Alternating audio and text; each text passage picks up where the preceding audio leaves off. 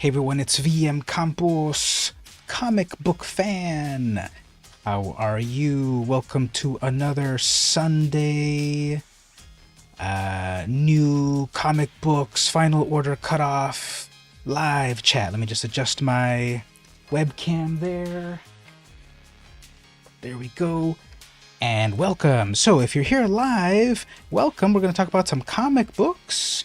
Feel free to chat whenever you want. If you're watching the video after the fact, you can check the description for various chapter stops and then jump to the parts that you want. So basically, we're going to look at the Previews World website for the comics that you must pre-order by the deadline, which is tomorrow.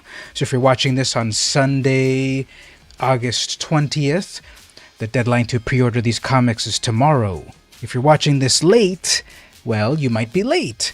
You didn't pre-order in time, and therefore you need to subscribe to the channel and set an alert so you could come and hang out live on Sunday or watch this on Monday before the deadline. So without further ado, let's look at some comics. Alright, so we're on the Previews World website, and we are going to go to the catalog, final orders due FOC, and we're going to just kind of go down through the list of various comics. We're going to look for first issues, cool covers, interesting stories, things that catch our attention, and the like. So, just going through the top to the bottom. I saw here that Dark Ride has kind of a cool cover, these cool demonic covers. This is already on issue 8, so you're a little behind. And it is the end of the story arc on issue number 8. Now, this cover over here, this is the Paulina Ganucheau cover. Very cool style here. That guy's not having a good time. And if you look carefully at this dress, it is a very eye-catching dress, what little there is of it, and the colors are really cool on this, plus some weird evil creatures back there. To be honest, I wasn't reading the story. It kind of seems cool now that I've read a little bit about it, so I might go back and pick up earlier issues. And you've got covers also like this. This is some Nightmare Fuel covers. Look at that cover right there.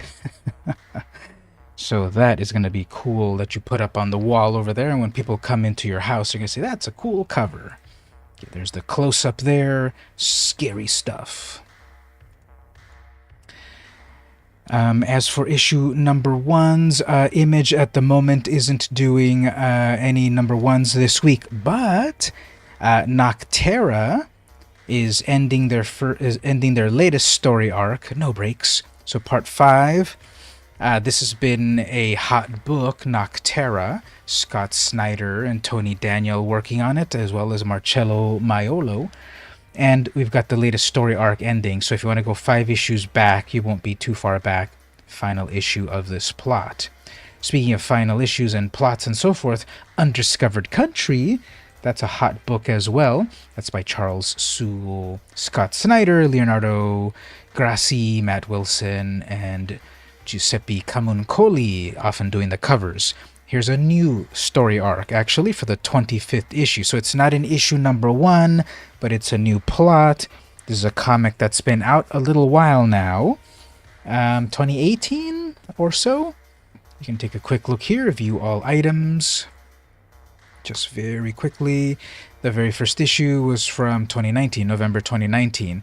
So basically the United States seceded from the world, built up walls and such around all of the sides, and you can't get in or out of the U.S.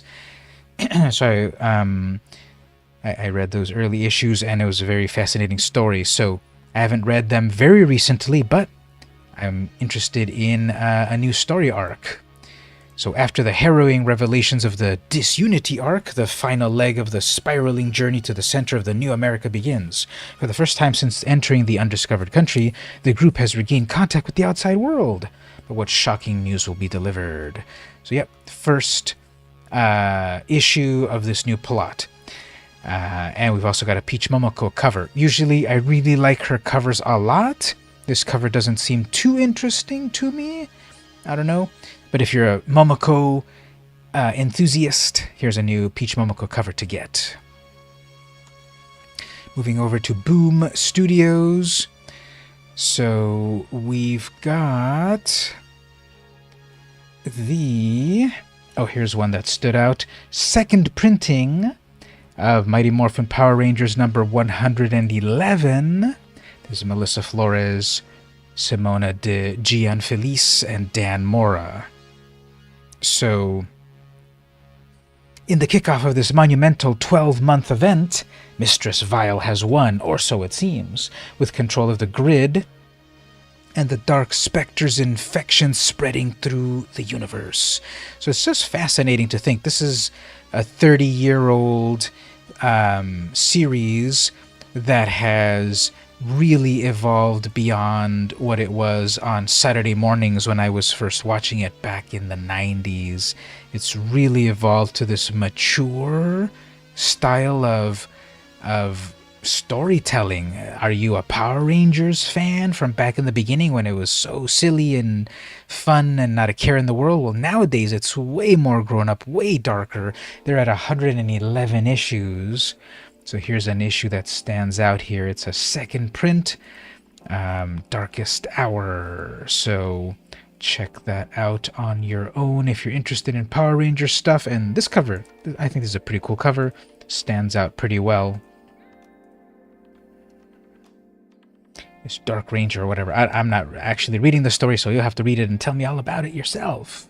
Here's a new issue. Here's a brand new issue number 1. Rare Flavors number 1. This is interesting. If you're a fan of Anthony Bourdain, check out this book here. So this is by Ram V. and Felipe Andrade. Discover the tantalizing tale of Ruben Baksh, a demonic Rakasha with a down-to-earth dream of becoming the next Anthony Bourdain. To achieve his vision, Ruben enlists Mo, a filmmaker who has seen better days, to document the world-renowned cuisine of India and the people behind such glorious food. So jumping down a little bit, this series painstakingly prepared for fans of Anthony Bourdain's Hungry Ghosts and Eat the Rich. So, if you liked Anthony Bourdain's TV shows, books, novels, etc. He was also involved in the world of comics, Hungry Ghosts, and this is sort of the continuation of that in a sense, and it's just a really interesting melding of these worlds of cuisine and comics. A couple of variant covers there.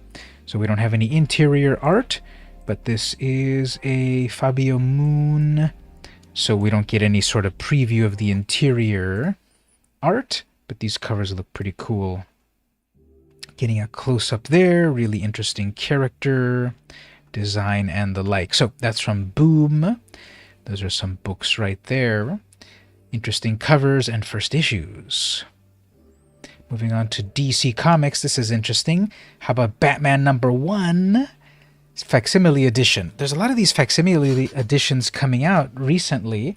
What do you all think about them? Do you like facsimiles? Do you like those reprints? I love them, especially when they reprint the original ads and such, and this one does. So we've got 3 variants.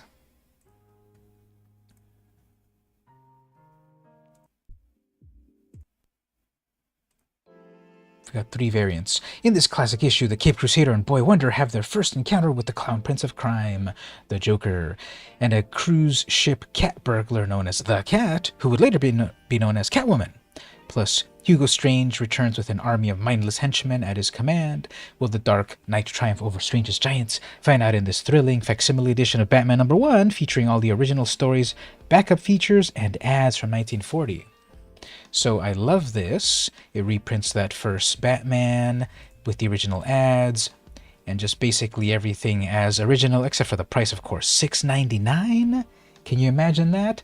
10 cents back in the day and $6.99 nowadays. Actually, let's do a little digression here.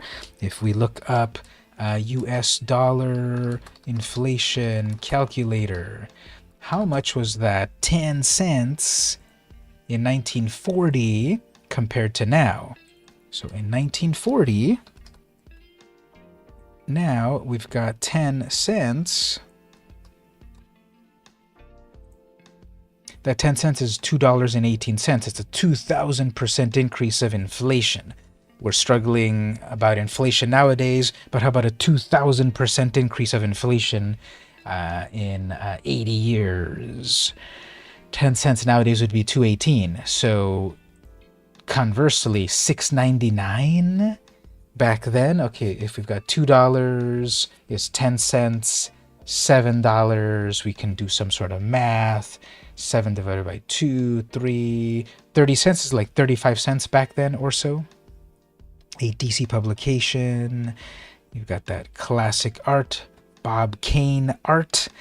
All brand new adventures of the Batman and Robin, the Boy Wonder. So I'm picking this one up, of course, because I love these facsimile editions. I'm picking up the foil version. I kind of went back and forth. Do I want the regular cover or the foil cover? And I'm kind of a sucker for foil cover, so I'm going to go with the foil cover. And then fascinatingly, we've also got a partial blank sketch cover. So it's everything except the art. You can get some modern artist to paint you a really cool, or to draw you a really cool Batman cover. So Batman #1 facsimile edition being published. Batman and Robin, brand new #1. We've got a bunch of variants on that.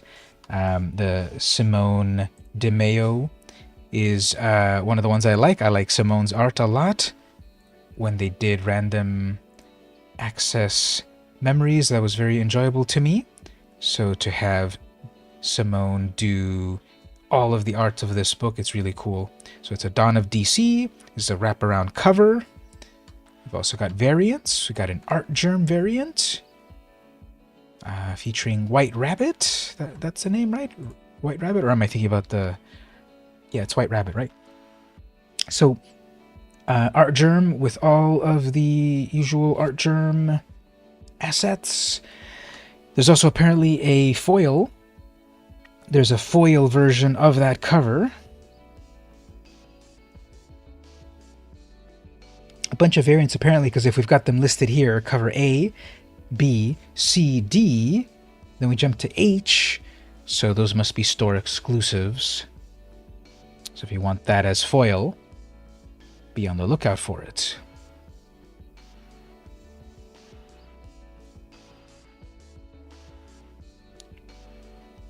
All right, this is interesting here. So this is the Walt Simonson variant cover for Danger Street 9 of 12, and it's extremely sketchy. I'd love to hear your thoughts on that. Let's look at this as a close-up. This is extremely sketchy, very rough layouts. It's recent art, 5/29/23 is the date there.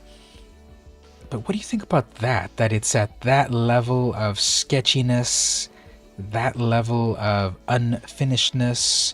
It's Walt Simonson, titan of the industry. I personally feel it's way too low tech. It's way too early sketch for me. I kind of prefer when they're a little bit more penciled in and the like.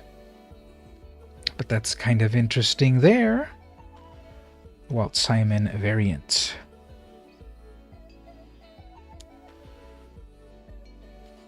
If you're into Rose Besh, she's being featured recently, so here is a Green Lantern Rose Besh cover, and I love Rose's art. It's so cool to me.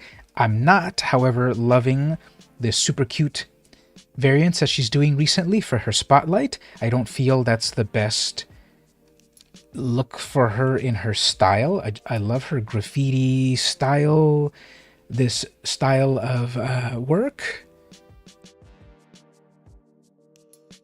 This style, wouldn't you know it, I'm trying to do my live show and my voice is going. But this style of, I love her style, but usually it's, I think, a bit more... it's a little better other times. This is still really good, I think, but I kind of don't love it. And this is her featured style, so you might like it.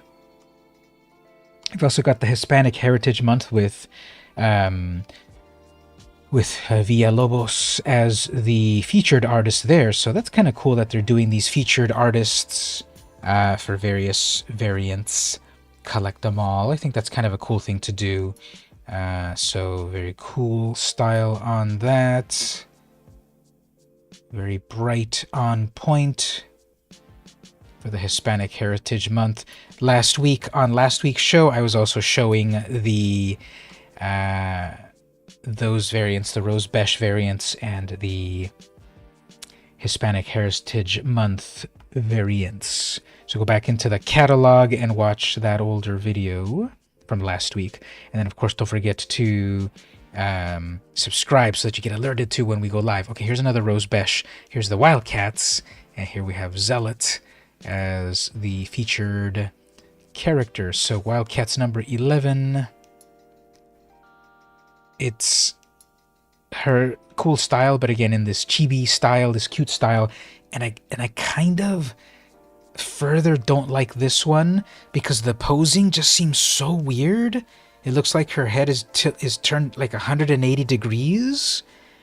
She's looking back at you, but it kind of looks like her body's coming at you. Her swords, I know, if you really look at it, it is from behind, but it looks like that's the front of her body. See, if I crop it like that and you don't look too hard, it looks like that's her body, front of the body coming at you, but it's behind her body. That's the back of her feet right there, the back of her head. I think the posing is really weird, but I love Rose's style. I love the splatter effect, graffiti style, thick lines, these pastel colors, these neon colors.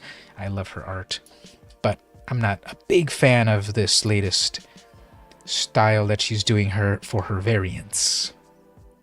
And that's okay because the every book has so many different covers, you're bound to find ones that you love. Moving on to Marvel. Here's a fun homage cover, Alpha Flight number 2 of 5. This is the Dan Panosian cover, and it's an homage to Alpha Flight number 1, although they should have added the text box. Move over, heroes, this is a job for a new team. Something like that. What was Vanguard saying at that point? So anyway, this is Panosian, and there's Puck and Wolverine. So a brand new, let's look back on the previous one. Were there also homages on that? Yeah, there's an homage for number 1. That's that X-Men cover there, homage. Dan Jurgens. I'm so old school. Whenever I hear Dan Jurgens, I always just think DC Comics, but he's also working here with Marvel. Of course, a lot of these creators went all over the place, so you can enjoy them everywhere. This Nicoletta Baldari cover's really cool. This sort of cartoony style, very wispy style. I like that. A lot of graphic design elements. Puck. So those variants there.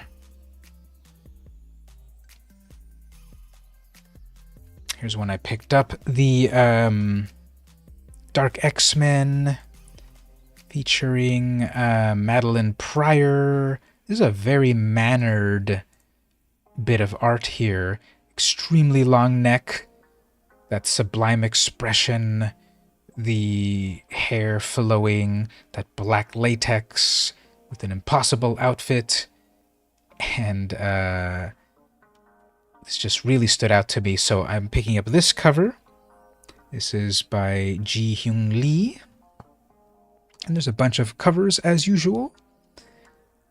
Here's the Salvador La Roca cover. And I'm going with the Lee cover. But yeah, not enough Madeline Pryor art, I say.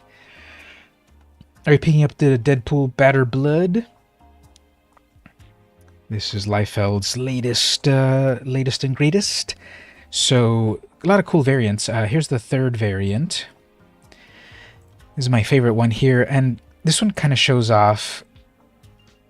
I really like the way he does Cable nowadays. This style of Cable. So I really like this expression. Overall, I think the cover's a little messy, a little jumbled, a little bit of everything. But then, okay, you get more bang for your buck. You have the headshots of there's characters. I'm not up to date with the whole storyline, so I don't know, is that Shatterstar? Lady Shatterstar? I'm not sure. Apologies. I'm not currently fully up to date on all of that mythology. Got Deadpool himself there, and then a few other ones here. This one's fun. With another jam. I think this cover works better here, where it's an actual sort of plot in the cover, where the other one's kind of a little bit of jumble of, hey, look at all these characters. So this is this one's cool. Yeah, so that's 4. That's, what number is that? That's 4 out of 5, coming to an end soon. Here's a Peach Momoko cover that I did pick up. The Guardians of the Galaxy number 6, Howard the Duck. I just love this one. I think this one's got so much style, so much character. You've got the noir background, Howard looking pensive, all those brush strokes. Just watercolor style. I would venture to say this is watercolor. But very evocative. That hopefully I get that in a nice white cover there. Might be a tough book to get if it's not in perfect white colors. So I'm picking that one. Loki series is ending. Only one cover. But Bullseye versus Loki? What is going on there? Loki takes to Midgard with Bullseye's target on his back. The third shard of Naglfar has fallen to Midgard and straight into the hands of someone who can make even the most mundane objects into lethal weapons. With unknown mythic powers at Bullseye's fingertips and Loki caught in the crosshairs, how will our favorite trickster reclaim the final piece of his cursed ship? What is the piece of such power? So yep, when Bullseye is magical, okay, now I'm worried. Here's a new number 1, Predator versus Wolverine. So we've got a lot of variants here. I'll show some of these that are pretty amazing. So Ben Percy, Greg Land does the interior art. Wow, because Greg Land usually just does covers. So to see full interiors by Greg Land, he hasn't done a full series of interiors in a little while. It feels like it. Obviously, he was doing all of that run 10, 15 years ago. I'm a little off my game to know if he's done very many interiors. The thrill is the kill. The bloodthirsty saga you've been waiting for. Wolverine has lived one of the longest and most storied lives in Marvel Comics history. Now witness the untold greatest battle of Logan's life against the Predator. One Yautja seeks the greatest prey in existence and finds it in Weapon X. From the blood-ridden snows of the Canadian wilderness to the sword-sitting streets of Madripoor, Wolverine and a Predator break everything in their paths on their way to ultimate victory or glorious death. Superstar writer Benjamin Percy brings the bloodiest hunters in all pop culture to their knees. So here we have a Marco Cicchetto cover. Let's get a close-up of that. Lots of action. I kind of don't like that the Fox logo is so prominent there for some reason. Predator versus Wolverine. So Predator gets top billing, eh? Got some battling going on. Claws versus claws. But now look at this. How about an homage cover? The classic McFarlane Wolverine versus Hulk cover? But how about Wolverine versus Predator? So, yeah, classic homage. But wait a minute, how about if we flip the homage on its head? That's a Mike McCone cover. And how about we have another Mike McCone, but the mirror image, Predator, and in the claws of the Predator we've got Wolverine. Whoa. So I'd love to see these side by side. Now, it's versus the Wolverine cover. Unfortunately, compare those two. Let's zoom in here. Notice how the Wolverine claws can show a lot of the Predator, plus the background there's enough contrast to show predators in the claws. Unfortunately, look at how the Predator one isn't as good. So the Wolverine claws are a little bit higher to have that bit of art on that simpler background. Here, these claws are way too low. Wolverine is being lost completely within the rest of Predator, within those braids or dreadlocks or whatever. So unfortunately, the Predator one isn't technically as good. I don't know what you think. Tell me in the comments. But I think the Predator one is not as good as the Wolverine one. Because technically it's not following the rules of the original. It's a lot closer. The claw's a little higher. This one is way further away. The claws are too low. It just doesn't work as well. Now they're both fun covers, fun homage covers. It's a new #1. But if you just even see them there in the thumbnail, you see the difference. Now, this is a $7.99 comic. Wow, comic prices on Marvel are insane nowadays. $7.99 for a first issue. Well, vote with your wallet. Okay, so here's a Peach Momoko cover. I kind of love this one. On the one hand, it's very cute. Predator here is way too cute. And then the Weapon X helmet thing. And then down here, cute skull. And then Wolverine. Wolverine's pose over here I think looks great. I don't think Predator's looks as good. And it'd be better if he also has his claws out, but then that means you need to change the whole background too. So this is a really fun cover. Much more ornate. Peach Momoko either does focus on the main character, not much background, or she does really cool, interesting backgrounds and accoutrements plus character.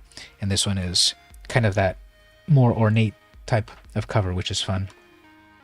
Bunch of other variants there. One is one that's also extremely violent. Right here, this is the Steven Segovia. Look at that one. And it also says in big bold letters, not final art. Because we've got stabbing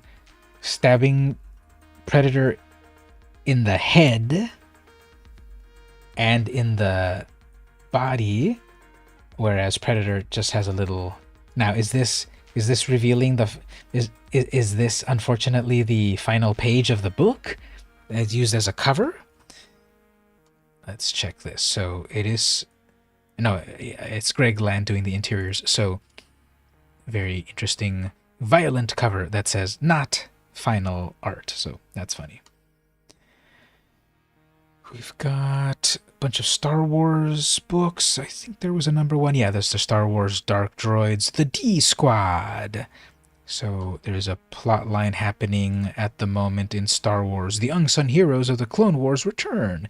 A terrible scourge is corrupting the galaxy's droids. To fight this menace, R2-D2 has to assemble a team of droid heroes, the D Squad, filled with guest stars from across the galaxy, including a special appearance and showdown by Chopper from Star Wars Rebels. Plus, the Book of Ajax provides the missing pieces, linking revelations, Dark Droids, and Han Solo and Chewbacca. Read to see how it's all connected. A bunch of droids, a few variant covers. There's the action figure version. These are always pretty fun.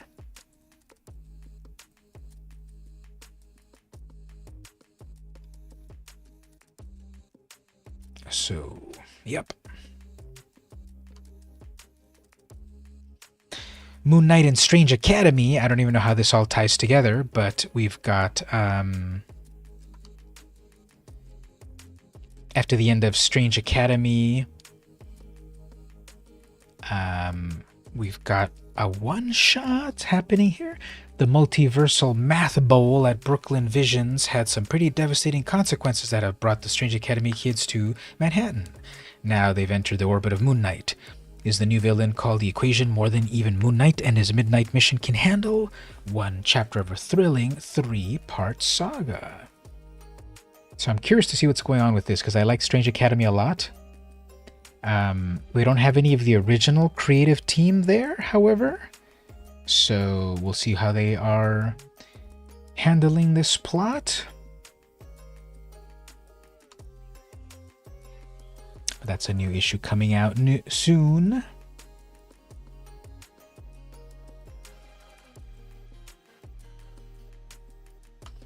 Uncanny Spider-Man #1. It's Nightcrawler. It's after the Hellfire Gala massacre. It's a spider character, but it's Kurt Wagner. What's going on in this? So, Cy Spurrier and Lee Garbett launch a joyful, sexy series that will shake Nightcrawler to his foundations and have a heck of a good time doing it. Rated T for teen. So a bunch of variants there. Scotty Young is always a fun style.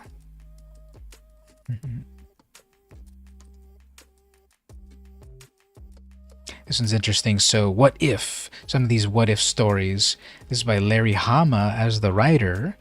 Amazing. What if Cortland Cassidy became Carnage? So in the mythology of things, eventually we learn of Cortland Cassidy's grandpa or whatever, who was a killer in the West, and maybe that's where the killerness comes to the modern Cletus Cassidy. And here, what if Carnage symbiote merged with that ancestor instead? What would happen? A lot of killing, probably. A couple of variants there. Here's an homage to the first appearance of Carnage with Amazing Spider-Man 361, whatever that one was.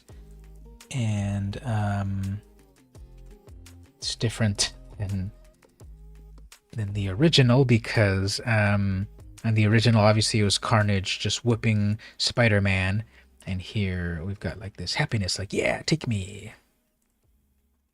Now, I don't remember in the original, but did we have a little Spider-Man swinging by on the original 361? I don't think so, right?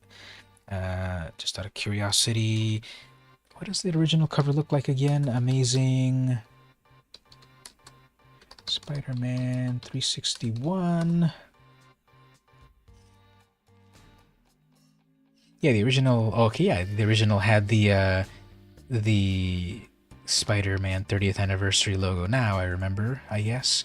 So that's why that's there, although it looks very different. And yep, that's the original Carnage Part 1. So did they have any text there as well on the new one? Nope, that should also be there. What if? If they really want to homage it, there's all of those details.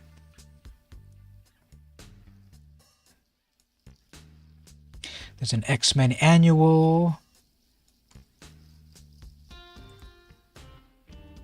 Captain Marvel versus Cyclops, drawn to the Alaskan wilderness by magics neither of them understand. Captain Marvel and Cyclops duke it out, plus more. So here we have, this is like the X-Men Saturday morning cartoon kind of style, to some degree, right? Yeah, because that's Toad from the X-Men, right?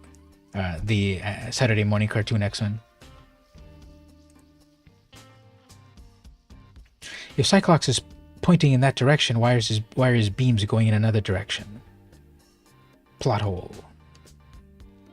All right, moving on to Dynamite. Let's look at a few things here. So if you love memes, internet memes, you'll recognize this meme from Always Sunny in Philadelphia, Charlie and his conspiracies. So here we have Negaduck and his own evil plans, conspiracies. Steal boat, find boat, take boat, profit. Trip, Grandma, Chaos List. So Negaduck has his own limited series. I am the screeching fingernail on the chalkboard of justice. I am the sour ball in the candy jar of goodness. I am Negaduck.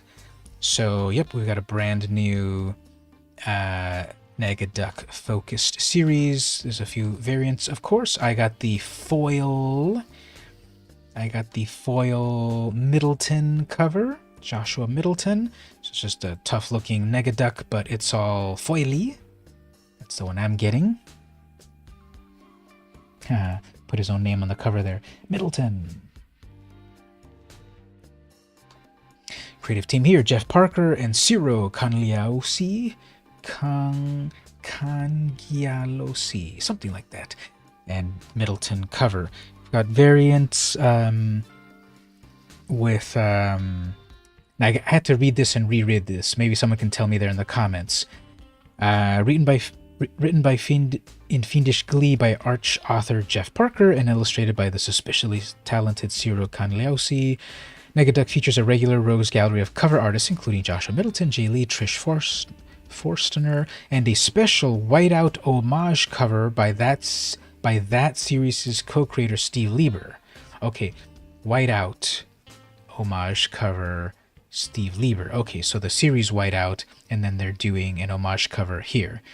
I thought, okay, Steve Lieber worked on the original Darkwing Duck or something. I don't know what I thought, but anyway, that's that variant. Bunch of variants. There's also the $100 metal cover. And if $100 is too much, how about the $50 limited edition virgin cover?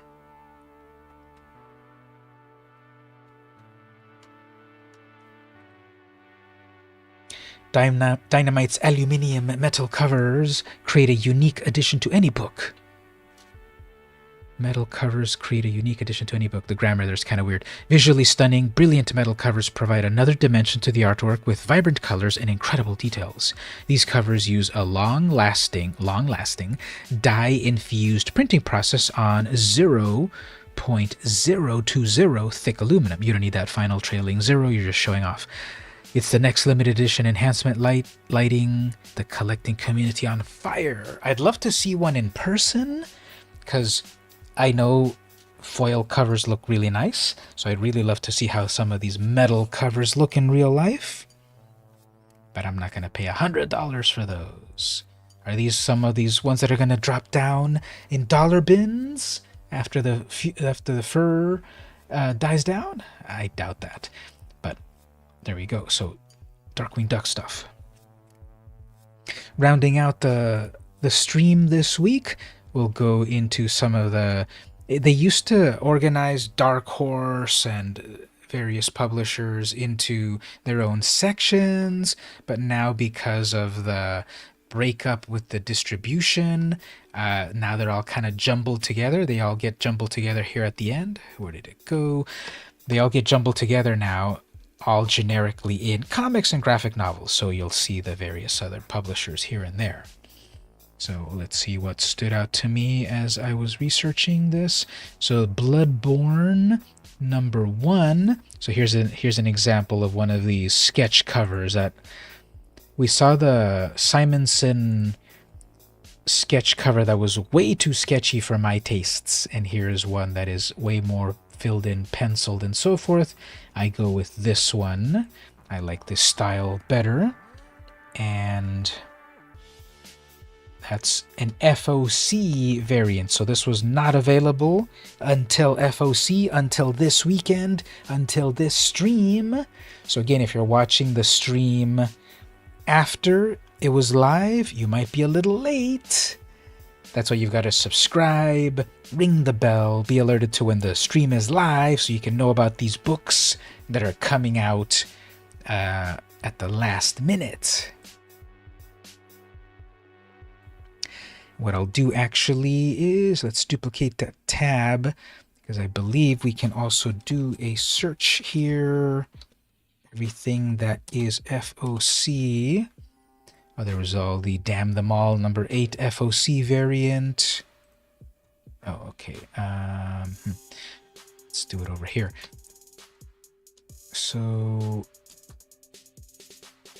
there weren't too many. There was the Damn Them All, there was the Bloodborne, there's the Dead by Daylight.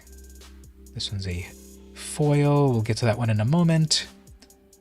What else? There's also the Scarlet Couture, Gun Honey, FOC, Copic variant, so we'll get to that in a bit.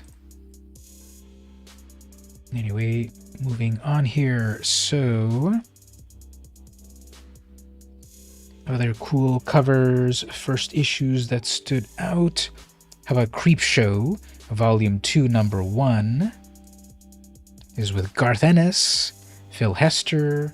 Interior arts, this is Becky Cloonan cover. Amazing miniseries.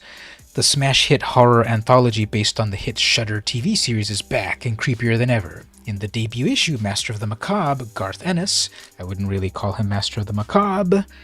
I guess if you are talking about his Crossed series, but not Preacher or The Boys, I guess Preacher's macabre to degree.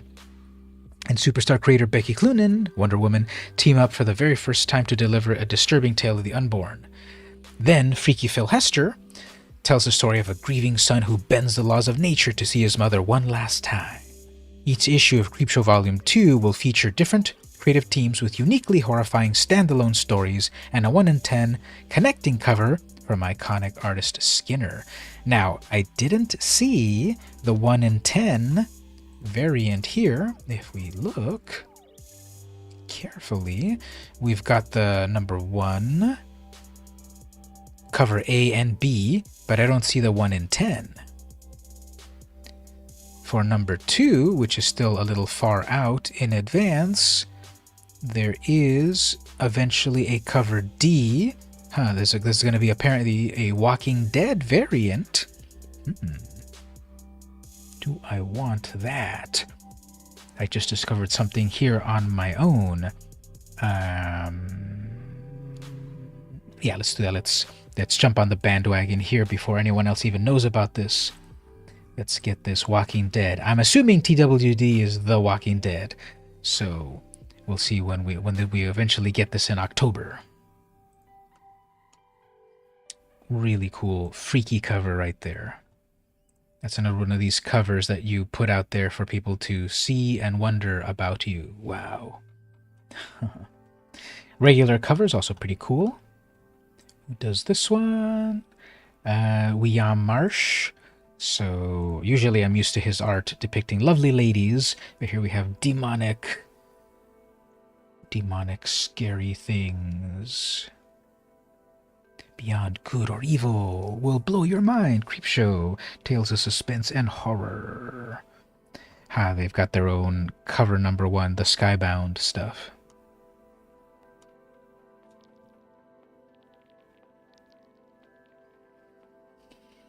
So Dead by Daylight, 3 out of 4, but what stood out to me, of course, is these foil covers. So I got this one, prequel comic based on the best-selling horror game Dead by Daylight. There's a foil variant there. I saw a few of these that are marked as Copic. What is that? Copic marker? What are these variants? I saw a few of these and it doesn't really tell you. So it's so weird that some of these variants seem very interesting, but previews themselves don't tell you exactly what it is. But I'm guessing those are Copic markers, so maybe it's hand manipulated, remarked, extra Copic drawn on the covers or something. I don't know. But be on the lookout for that. What else did I see here that kind of stood out to me? There's, of course, the latest I Hate Fairyland Volume 2. I'm getting all those covers. Well, the main 2 covers. It doesn't feel like the F Fairyland covers are as over the top as they used to be. Like, that doesn't look so bad for a regular cover there. There's a little bit more blood. But it feels like the original Volume 1 F Fairyland variants were way more violent. Like even this, a bloody axe. So I'm picking that up, really enjoying that. Scotty Young's story there. Okay, so sight unseen, I'm picking up this Butch Geist variant cover out of this very expensive comic, $9.99 for issue number 1. Kent Menace versus Techno Freak.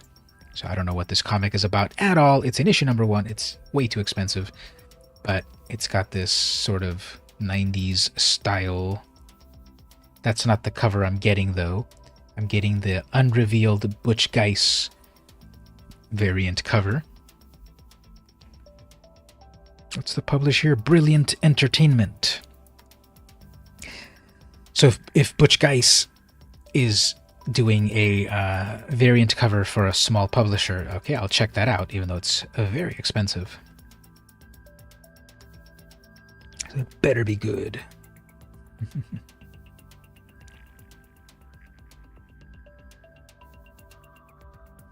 This is a fun, weird one. Money Shot. So the new volume of Money Shot is out. Apparently, Cherry Pop-Tart is being resurrected in a way with Money Shot.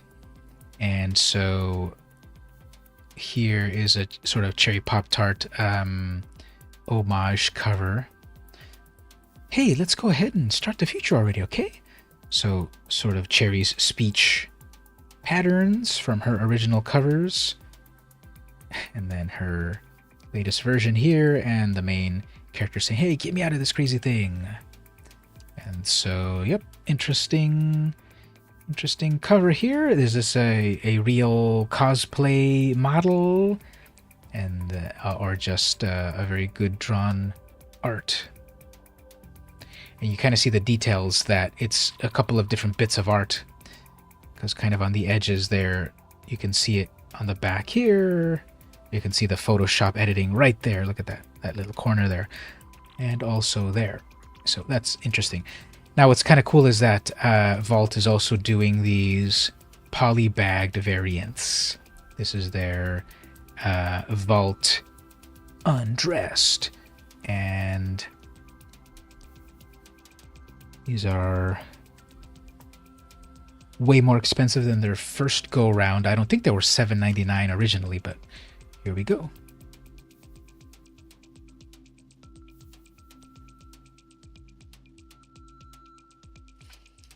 So here's another one of these poly-bagged ones. This is in $7.99. So Queen of Swords, Vault Undressed, cover by Layla Lates. Queen of Swords, Barbaric. So I'm very curious about these covers, but that's kind of a lot. $7.99 for these poly-bagged covers. I have a whole bunch that I have in the collection that I need to do a video about. So here's one that I'm getting, the FOC Copic Virgin Derek Chew cover. So it's only $3.99, and compared to these outlandish prices for some of these other ones. So Derek Chew, it's the Virgin variant. It's for the Gun Honey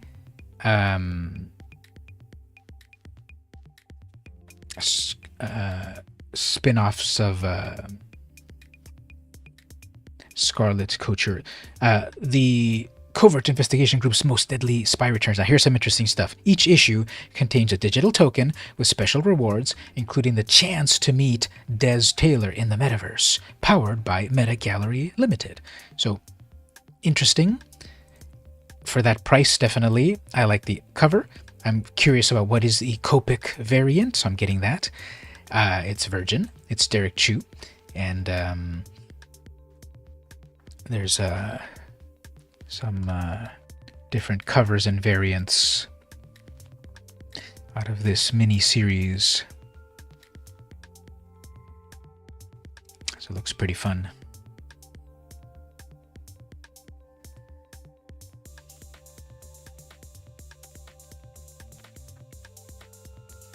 All right, so if you're into Star Trek Lower Decks,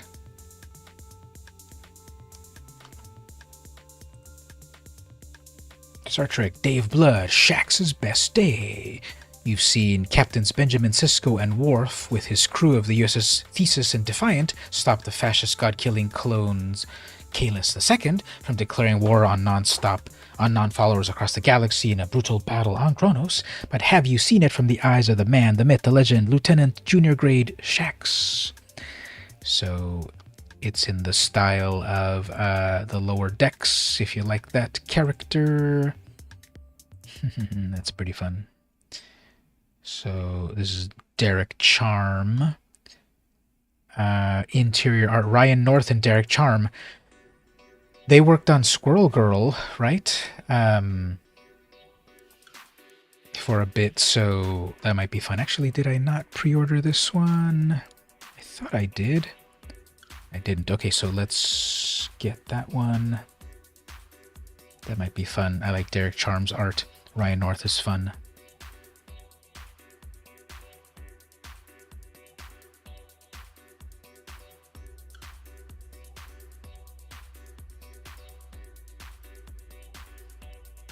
So what else stood out here? I thought this cover was kind of cool. I think we'll end the stream with this cover here. Donatello versus Ken Masters. That's his last name, Ken Masters. So someone's about to get Shoryukened back to the Stone Age. Really fun cover. And I'd like to hear from you in the comments. Who would win, Ken versus Donatello? Tell me in the comments. And so here's, we'll end on this issue right here. If you enjoyed the stream, don't forget to like, comment, share, subscribe, ring the bell, do all that good stuff. If you want to be alerted to new comics coming soon, you gotta show up on the stream, or else you'll be too late when you watch the video later, because it'll be final order cutoff. The deadline will be passed. So make sure you like, subscribe, all that stuff. If you enjoyed the video, perhaps give some super chats, perhaps join the Patreon, help the stream, be a part of it all. I would really appreciate it. This has been VM Campos, and I'll see you in the next video.